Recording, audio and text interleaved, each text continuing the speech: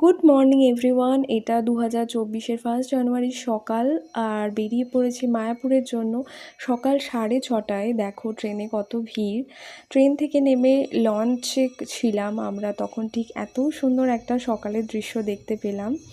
তারপর মন্দিরে ভিডিও করতে পারিনি কারণ খুব ভিড় ছিল, তাই ফটোই দিয়ে দিলাম।